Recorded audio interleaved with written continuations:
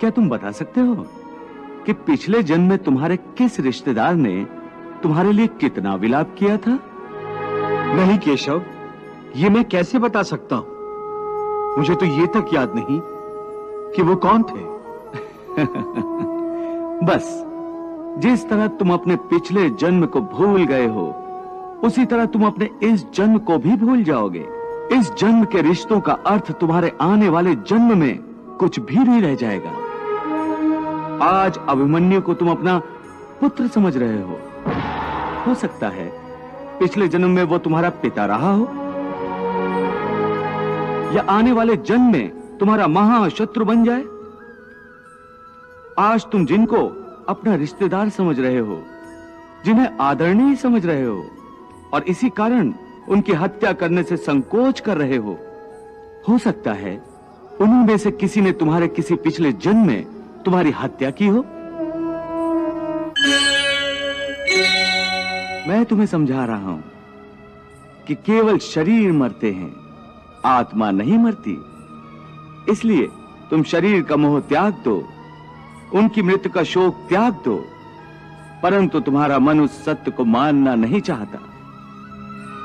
तुम ठीक कहते हो केशव, मैं तुम्हारी बात समझता तो हूं, परंतु मेरा मन उसे ग्रहण क्यों नहीं कर रहा? इसका कारण क्या है? इसका कारण है वो जंजीर जो तुम्हारे मन ने अपने ही गिर्द लपेट रखी है। कौन सी जंजीर?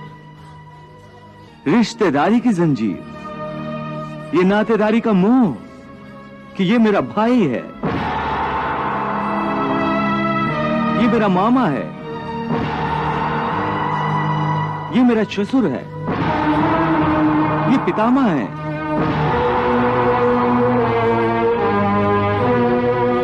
तुम ठीक कहते हो कि रिश्ते नातों की जंजीरों ने मुझे चारों तरफ से जकड़ रखा है, परंतु मैं इस जंजीर को कैसे तोड़ दूं? मैंने मान लिया कि ये सारे शरीर नाशवान हैं, परंतु इनके साथ जो मेरे रिश्ते हैं वो तो नाशवान नहीं है, वो तो सच्चे हैं। भीष्म मेरे पितामह हैं, अभिमन्यु मेरा पुत्र है, महाबली भीम मेरा सहोदर भाई है। ये रिश्ते तो सच्चे हैं। भले इन सब के शरीर मर जाएंगे, परंतु इन सब के साथ जो मेरे रिश्ते हैं वो तो नहीं मरेंगे। जैसे आज मेरे पिता महाराज पांडु का शरीर नहीं है, परंतु मेरे पिता आज भी महाराज पांडु हैं। पिता पुत्र का तो वो पवित्र रिश्ता समाप्त नहीं हुआ। इन रिश्तों की पवित्रता पर मैं कैसे प्रहार करूं? शरीर को भूल जाओ, परंतु अपने दादा के रिश्ते पर तीर कैसे चलाऊं?